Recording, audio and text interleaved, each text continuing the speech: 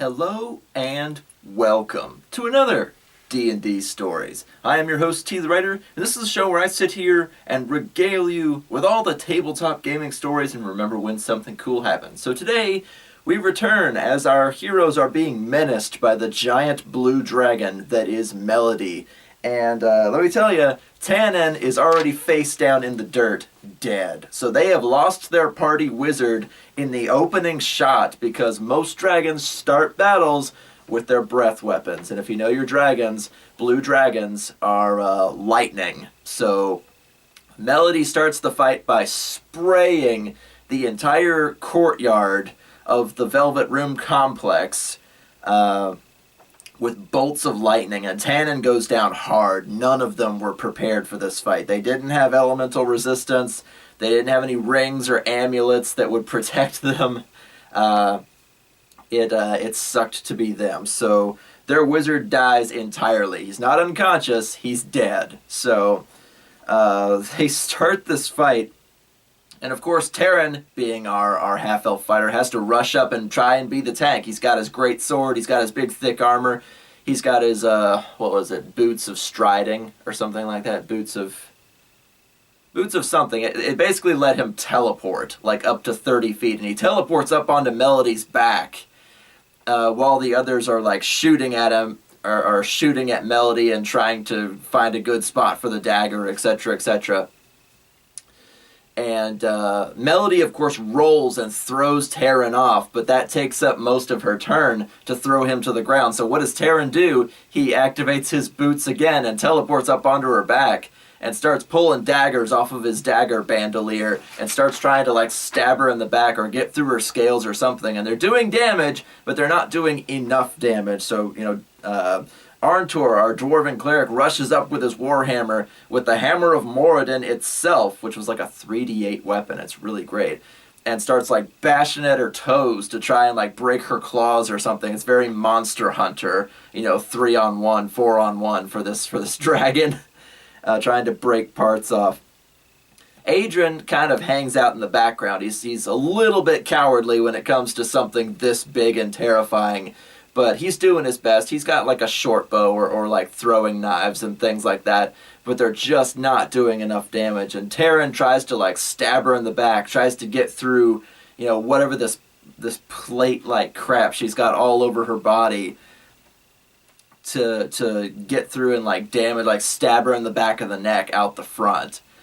And, partway through the battle, Tannen, again, not separating his knowledge of previous campaigns that he was not in, tries to barter with Melody to get her to betray Lord Minor and no longer be his servant. And of course, Melody has dealt with men before whom she has reached out to for help, and all of which have failed her, as you know. So she, of course, turns him down. Better to be at the right hand of the devil than in his path. So long as she serves Lord Minor, she is immune to his machinations. And she is not having any of Tarren's diplomatic bullshit.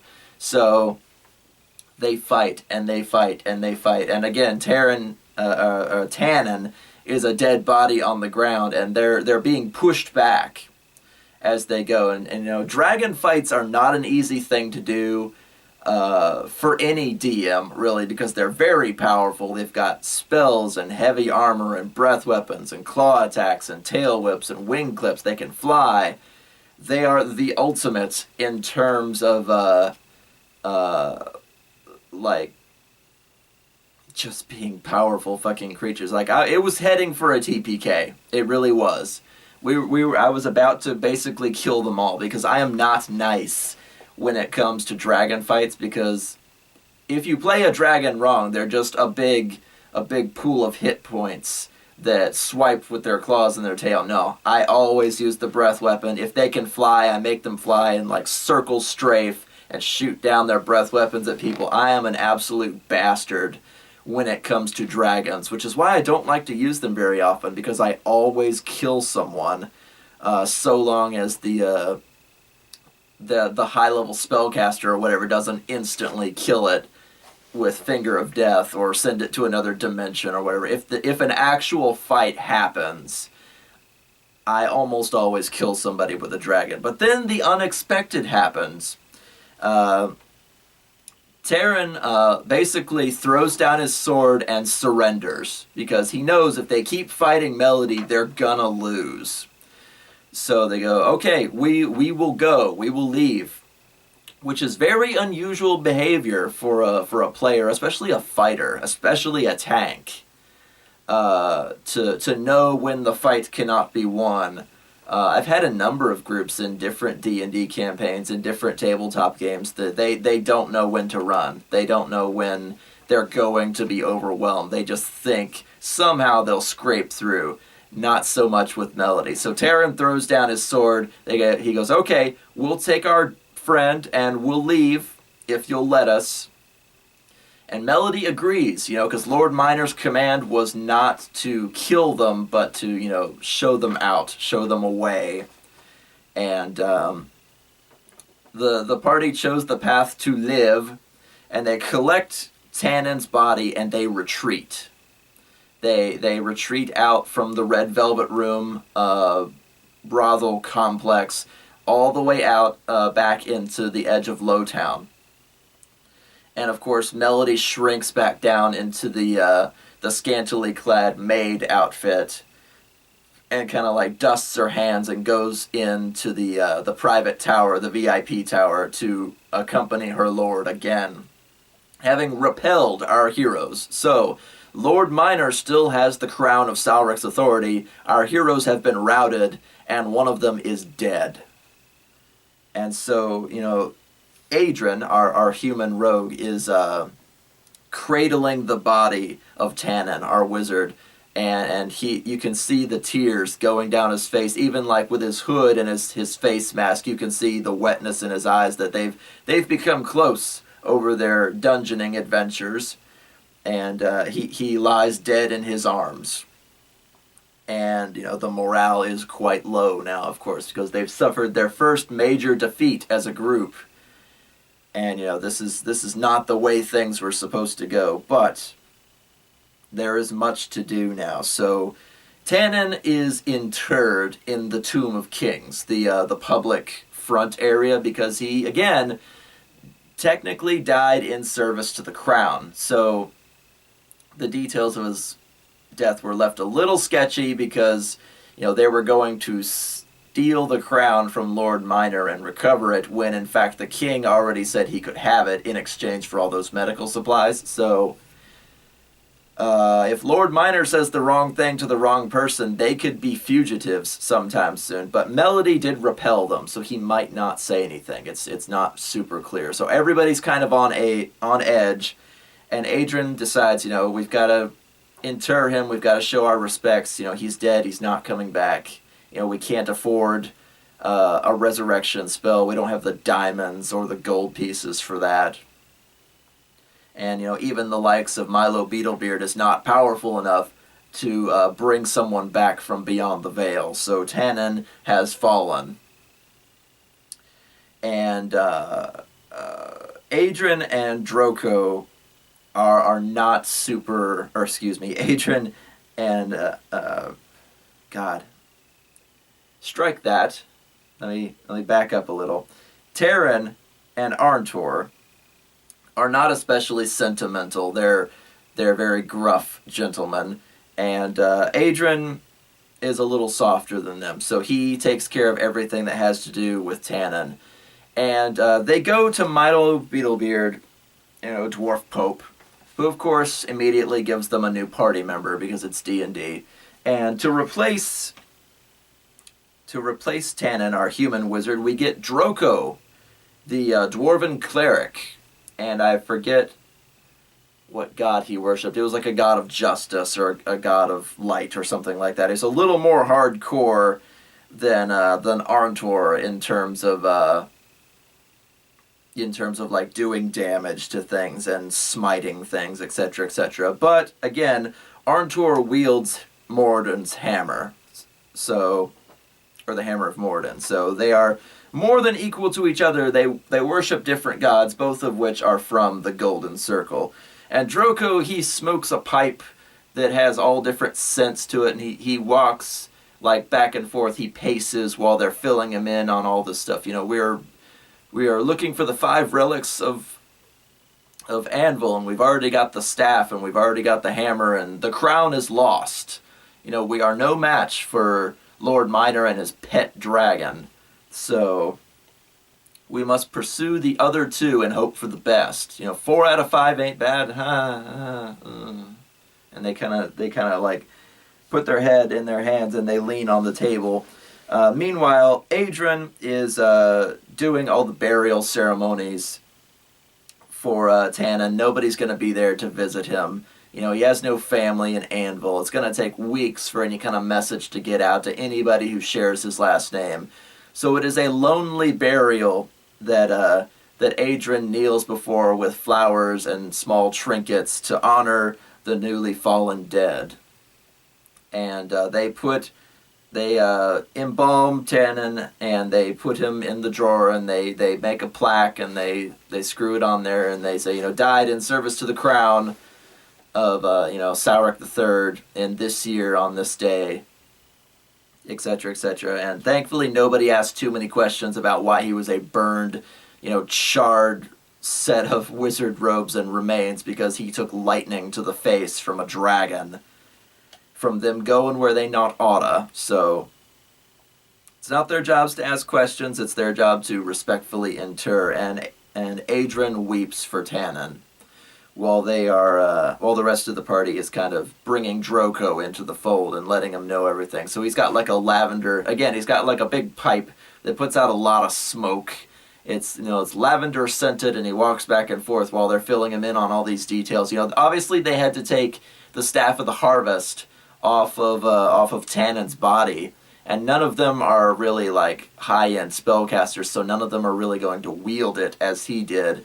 So we have Arntor, who has the Hammer of Moradin, and we have Droko, who is from a smithing family, because of course he is, who can make armors, high-end armors in particular, and he owns a great big business and stuff. But the Staff of the Harvest, as far as like wielding it in battle, is no longer going to be a thing. And of course Milo Beetlebeard's like, hey, you guys should take a day and mourn for your friend. Take the Staff of the Harvest out there into the farm fields surrounding the mountains, wave it around, get some fresh air. And again, they didn't do this. But Arntor decides, while they're taking a few days to kind of get their heads on straight again, that he's going to take the Hammer of Moradin and start, like, building these, 10 by 10 or 15 by 15, like, hovels in the designated area to help bring in all these refugees, all these veterans that are going to be coming in a matter of weeks. And they're well past the halfway point. They're like at the 3/4 point of their time limit as far as they know. And again, it's between 30 days and 45 days. They don't know when in that time period they're going to show up. But, day 30 is fast approaching, and it could be day 31 that they arrive, for all they know. So Arntor's out there swinging the Hammer of Moradin around, working up a sweat. Anything the hammer strikes turns into a 10 by 10 of brick. It's like Minecraft, because it's like that. But he makes all these hovels so that people can start bringing in beds and rugs and, small chests of clothes and other amenities, soap, water, etc., etc.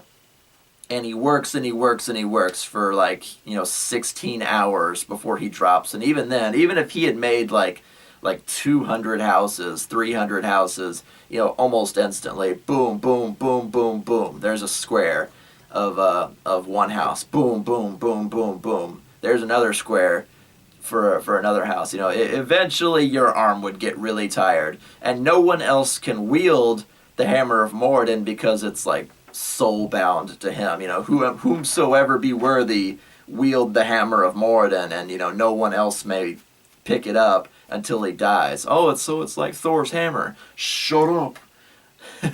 Basically to make sure they didn't pass it around or give it to somebody. Here, you make all these houses. No, it needs to be you guys actively saving the city.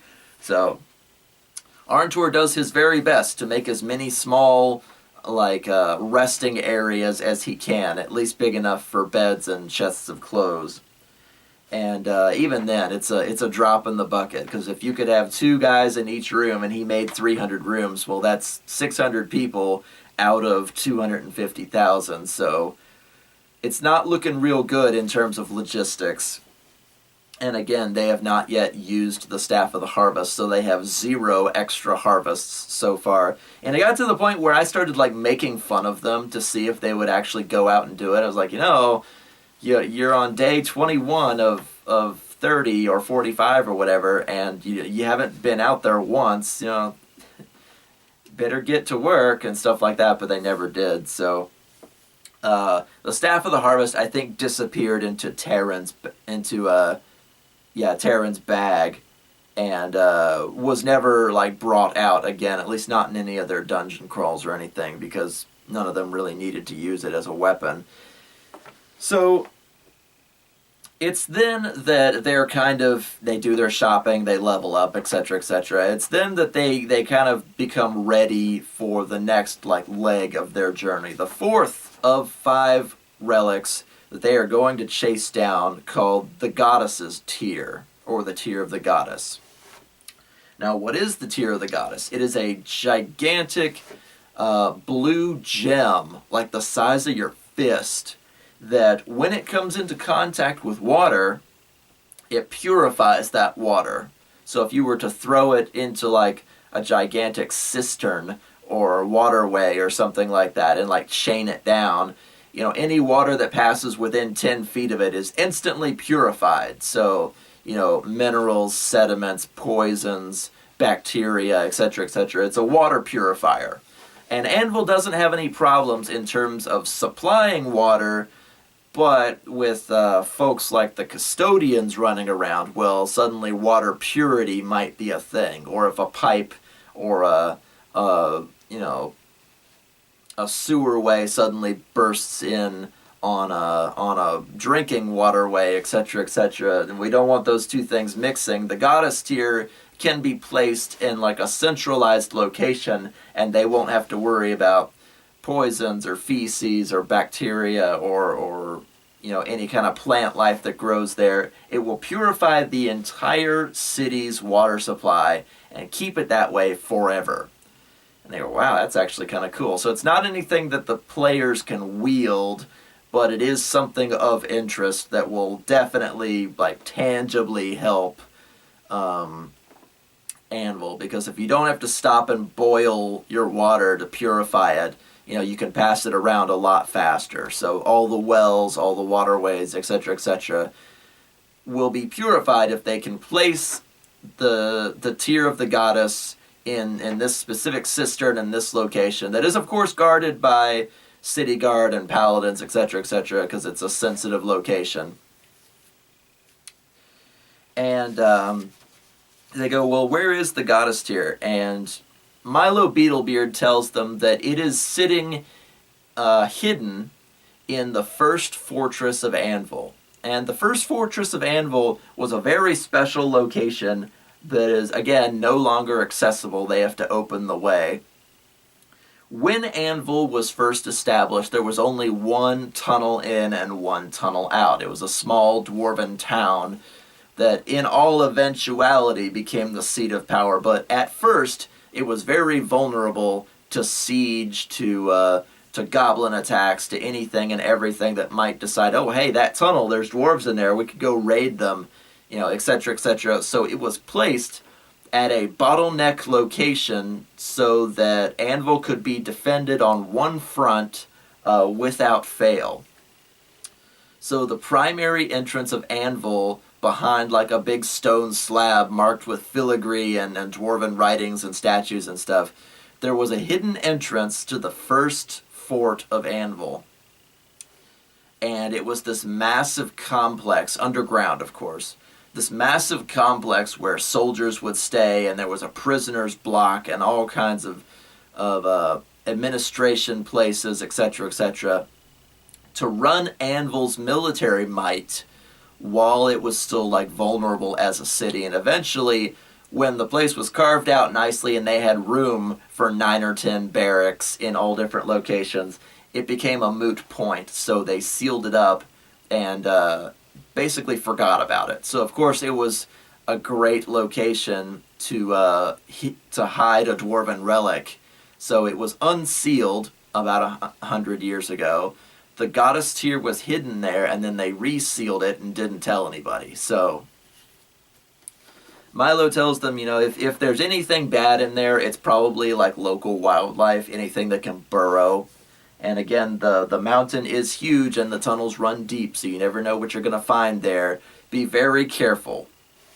And remember, time is of the essence. So they journey down into this place, and it's exactly what it sounds like. It's a fortress. There's common areas with tables. There's places with big desks where battle strategies were thought out. There's big war tables. There's a small non-denominational worship area. Again, another sprawling dungeon. I think it's posted on the D&D Stories Facebook, but they were out there to look for the goddess tier, and they run across a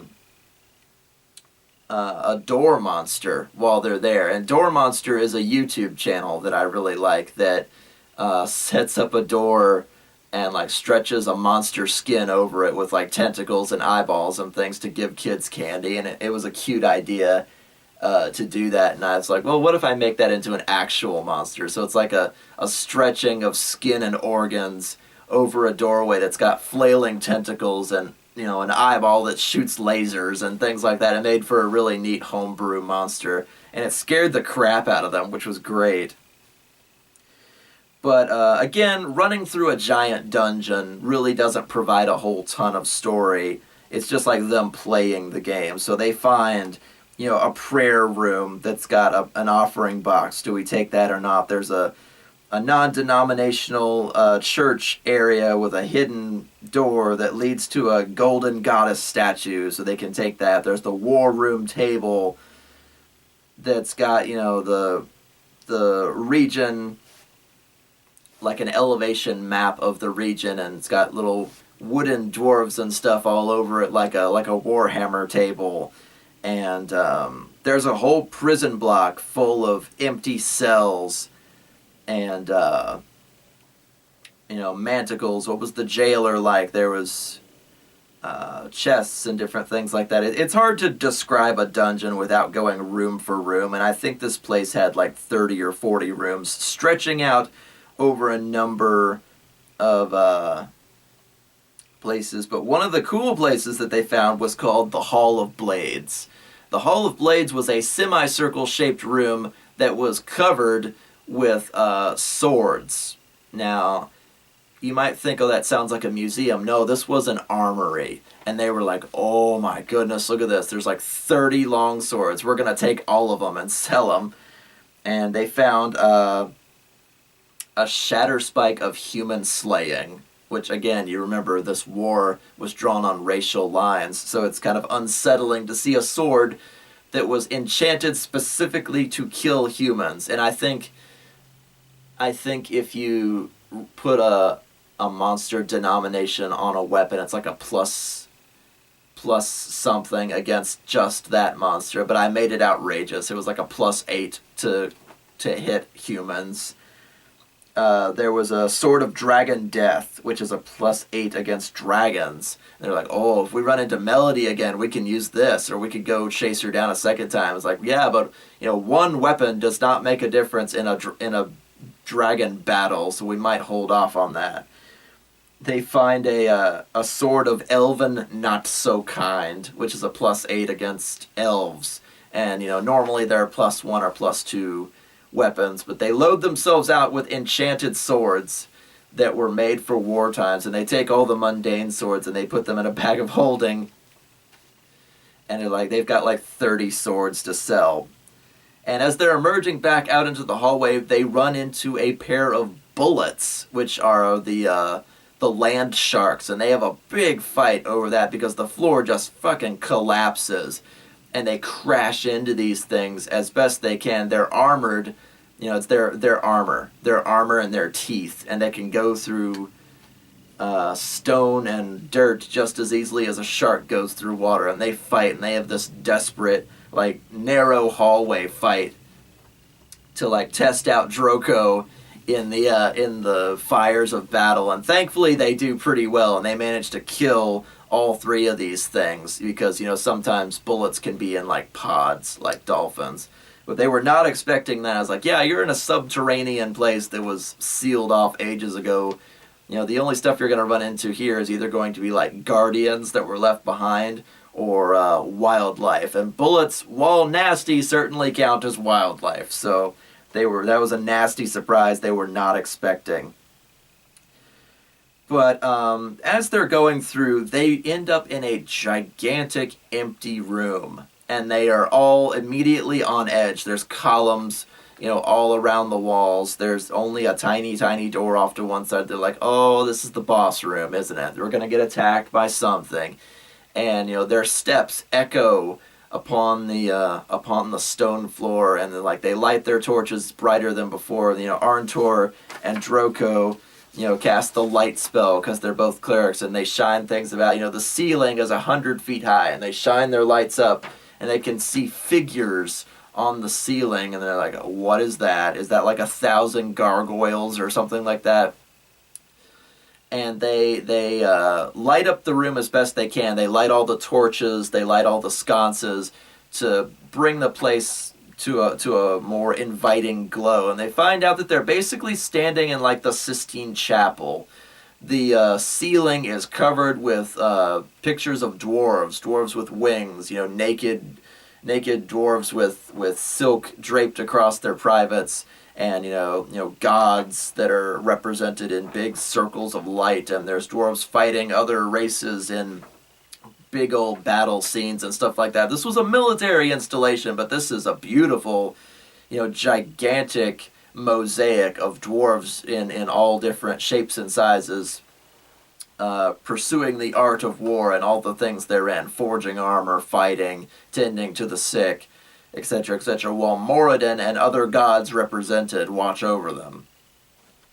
And there was nothing in that room. It may have served as like a meeting hall, or an area to give speeches, etc., etc., but they were sure that was going to be like a boss room, but there was nothing there. So another thing that I always say, give them a black and white tiled hallway to freak them out. Gigantic rooms with nothing in them also freak players out, so you can put that in your DM notes. But they continue on down another columned hallway, and they find the office of General Milo Beetlebeard. And they go, what is this? Because Milo Beetlebeard's been like their benefactor the whole time. He didn't say he was a general in the army. At least I don't think he did. And they wander into Dwarf Pope's office, and, he apparently was one of Saurik I's foremost generals. And they poke around in his office for a while, and they find out that, before he was Dwarf Pope, he was a paladin of war, who, of course, retired very suddenly after his king died, and all of his implements were lost to the sands of time. But they did find a secret passage behind his desk that led down into a sub-basement, and there they found Milo Beetlebeard's sword that he had used in the battles against the humans and against the elves. It was, what was it? A sword of crashing, or a sword of, like, sonic booming, or something like that. It was a big long sword that, dwarves not ought to be swinging around. But it was a magic implement that you could swing it, and it would do, like, sonic damage or thunder damage or something. It would cause, like, a sonic boom, or like a small explosion upon your command. So it was a big deal. And of course, Terran picked that up, because of course he did. He was... Really, that could have gone to anybody. Terran, I noticed, kind of had a penchant for picking up all the weapons that he could. But again, a little bit bossy. And Adrian was more of the daggers and short bow kind of rogue. And of course, Arntor and Drogo had their own respective warhammers. So I guess, yeah, Terran ended up with that sword anyway. But it was very interesting to pick up Milo Beetlebeard's weapon from war times, that he had left it here sealed away in his own office. They didn't find any more like paperwork or anything like that, but it was a little suspicious that he didn't tell them that he was a general in the army before all this had gotten underway, when they started pursuing the relics of Anvil. And they wander around for a long time. They're observing all the statues, all the finery, the filigree, the paintings on the wall. You know, it's a fortress, but it's still pretty darn fancy. It's dwarven craftsmanship. And finally, Drogo is the one who finds the goddess Tyr. They find themselves in an E-shaped room, a capital E-shaped room. And down each of the prongs, they find a fountain with dirty water that has soaps and towels and other implements.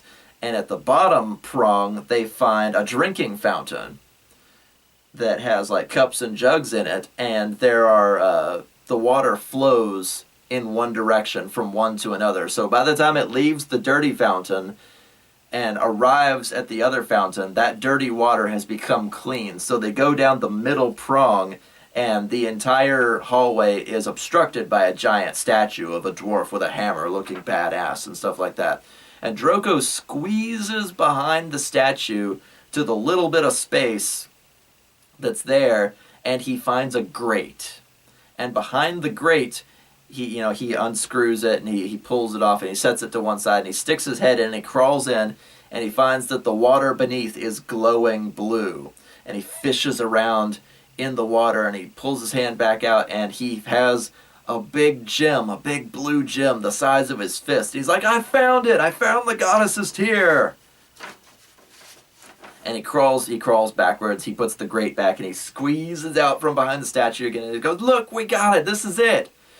And he holds it high, and it glows, and the watery reflections go in all directions across all the walls and the floor and the ceiling. This is a potent magical thing, and it is always active because there's water in the air, there's water in people, there's water everywhere, so it's always in an active state. And it glows and it shimmers in his hand, and they put that in their bags, and they're like, yes, we have done it. So they can report back to Milo Beetlebeard that they are victorious. And they go all the way back, and of course, Arntor uses the Hammer of Morden to reseal the fortress, and they're like, you know what, we could hang out here if we wanted to. They look around at how much space they've got, at how many rooms are here. Like, if we ever needed to, like, hide from the custodians or something, we could totally hide here, because this place has been sealed for decades, even beyond the start of the 100-Year War. This was from when Anvil was first built, and it was sealed away. We could hide here if we wanted to. Or better yet, just stay here entirely so we don't have to pay inn fees. And I was like, you cheap bastards. But once they're sure they've cleared it out of all the monsters and other different things that they run into, again, just like bullets, traps, the door monster, there wasn't a ton of fighting to be had down here because it was sealed tighter than a nun's vagina. So it was not a whole lot to do other than explore and not get killed by any of the traps. But they go back to Milo Beetlebeard, they show him the goddess's tear, and of course they hand it off to a group of paladins who will install it in the city's central cistern, where all the water in the city must go through this container. And that's the way it was built, because that's where the goddess tear was meant to be placed. So all the water in Anvil is now pure and cannot be poisoned or filled with bacteria. Even if the sewage line broke into that place, it would still be purified and perfectly drinkable or usable for medical purposes, etc., etc. Because remember, we got a lot of people coming at the end of the month or whatever that it's going to be. They're going to need a lot of water. They're going to drink the rivers dry by the time they get here. But Anvil, thankfully, has plenty of containers ready, plenty of cisterns set of pure water. So water is not going to be a problem when this army arrives, thankfully. So that's one check off the list. But they go and they talk to Milo, and they send off the goddess Tyr, and Milo says, okay, well now you have but one relic remaining to go fetch, and I must tell you that it is unfortunately the most dangerous. And it goes, well, we've got the Hammer of Moradin that can instantly create walls, and we got, the Staff of the Harvest that makes food and adds power to our spells. What's more dangerous than those? And Milo kind of looks at them and goes, it is called the Tablet of Secrets. Tablet of Secrets. And he goes, yes, you may hold the Tablet of Secrets in your hand and ask it anything that you want to know, and it will tell you for a price. And he goes, well, we had like a book of one question. Is it like that? And he goes, no, the book of one question will give you a short and concise answer. The Tablet of Secrets will fill your head with everything on the subject. So if you were to ask a nebulous question like, I don't know, how do I fix the economy of this country? And, it will, in so many thousands and thousands of words, put into your head the ability and information needed to fix the economy of that country. Or, how do I do this? It'll give you detailed instructions and materials and time spent and how to do that. How do I speak Elven? It will teach you Elven. You can ask it anything, and you will get whatever you ask for, pretty much. It's not like a genie's lamp. It doesn't create things. It is a wellspring of information that is, like, total. It is the knowledge of the gods in your hands. You go, wow, I can see why that would be dangerous. But it is more dangerous because unlike the Book of One Question, which you burn through after one, the Tablet of Secrets is infinite. You can ask it as many questions as you want, but it will extract a price from you. And there's kind of a silence at the table, and they kind of stroke their chins, and they go, Milo. And he goes, yes, you are correct. Once upon a time, out on the battlefields, I wielded the Tablet of Secrets and asked it how I might bring victory to my people. And in exchange, it robbed me of my ability to use magic. And they kind of stare at him like, you lost your paladin powers? You lost your connection with your god? And he goes, no, I lost my ability to use magic. And there is a difference. I am not a fallen paladin. I am still Dwarf Pope, as you call me. I am still a great holy man who has the king's ear and the respect of the people. I merely cannot cast magic. That was the price of the Tablet of Secrets that it extracted from me. And there were others before me that lost the ability to grow or become stronger, and in game terms it means they lost the ability to level up. There are others who became feeble and lost the knowledge of half of their experiences, which in game terms means their level dropped by half. There were others that lost their ability to cast magic, like myself. There was one poor bastard that became a woman just out of nowhere. He flipped genders, and I go, oh, well, that's not as bad, but still. There was another guy who wielded the Tablet of Secrets and stood naked where he had asked the question because it had removed all of his worldly possessions, and the local banks and counting houses said that all of his gold had disappeared as well. So it robbed him of all of his worldly wealth and possessions in order to learn what he wanted to learn. And he goes, well, yeah, all these prices are kind of heavy, so you are discouraged from actually using it. You must bring it back so that we can get details on how to battle the custodians and save Anvil from starvation, from anarchy, etc., etc. I am old and my powers are gone, but I am still here and I can still figure out questions that can be asked. I dare not wield the Tablet of Secrets a second time, but surely we can find candidates that will.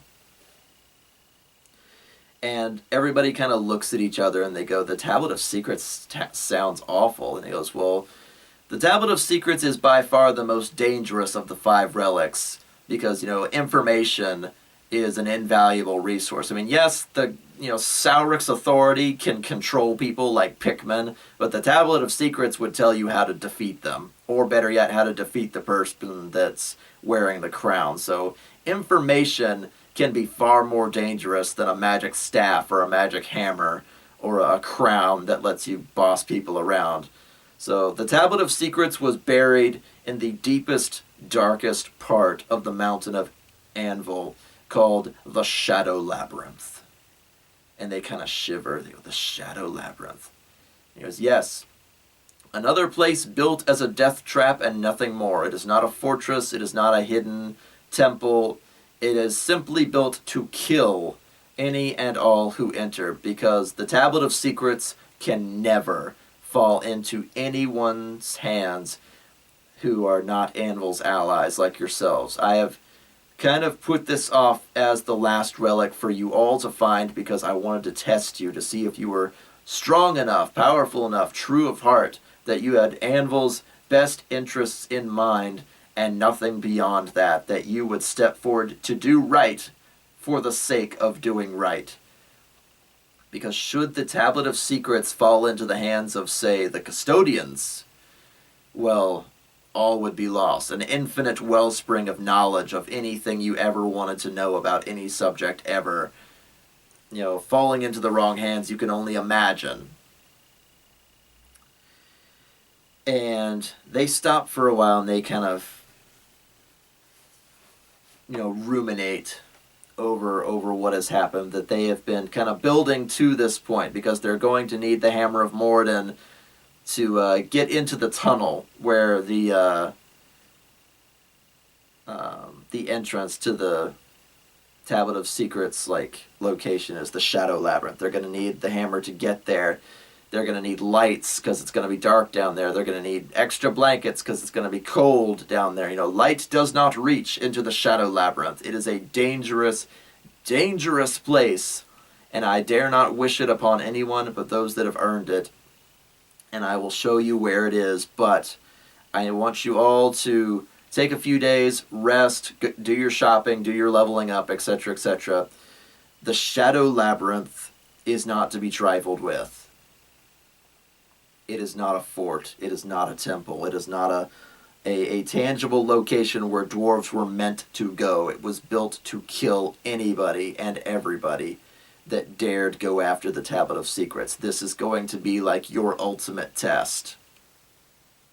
And they kind of all lean back in their chairs. They've already seen the death of one party member. Lord Minor is probably on his way out soon. The custodians are running wild over the city. They're still getting, newspaper articles and messages that certain groups of people are being slaughtered in the background and in the shadows and in the alleyways of town. And eventually, while they're preparing, Milo tells them that they managed to almost capture a member of the custodians, that they had received a hot tip from somebody in Lowtown, and the paladins of the Golden Circle had gone out and captured this guy, but he had killed himself before he was brought to bear in a prison somewhere where he could be interrogated. But the weapon that he dropped was a mace of annihilation. And a mace of annihilation, it's basically a black hole on a stick. It doesn't matter what kind of armor you're wearing. It doesn't matter what incantations or enchantments or protections you've got. It will go through you like you're not there. So if they roll high enough and they're standing within melee range, they can be like, and the Mace of Annihilation will go through your chest and out the back. It's It's a tiny, tiny event horizon on a stick, and is like, if they all wield weapons like this, fighting them directly is not going to be an option. But I want all of you to focus on recovering the Tablet of Secrets, and from there, we will find a way to defeat the custodians so that they do not prey upon the returning veterans. Because, based on all the other people that they've killed, the elderly, the infirm, the insane, the homeless, you think they're not going to take a massive chunk out of the veterans that are coming back? The people with irrevocable PTSD, the people missing limbs, the people that are half dead when they come back, etc., that they're not going to kill like half of these people by some contrived plan of theirs. I have no doubt that the custodians will try to take out a huge chunk of these returning people, so we must recover the Tablet of Secrets and find their lair, or their culty campground, or whatever it happens to be, here within Anvil, and strike them down before the army arrives. And Droko kind of looks over at Arntor and he goes, well, you know what else we could ask it is when the army is coming home. Because if we had between 30 and 45 days, we're sitting at like day 27, day 26, we're running out of time as it is. So we need to find out when they're getting home. We need to find out, where the custodians are so we can strike at the heart of their evil and try and fix this, because, things are going to come to a head like within the week, it feels like. So all these forces are moving around, coming home, taking out people.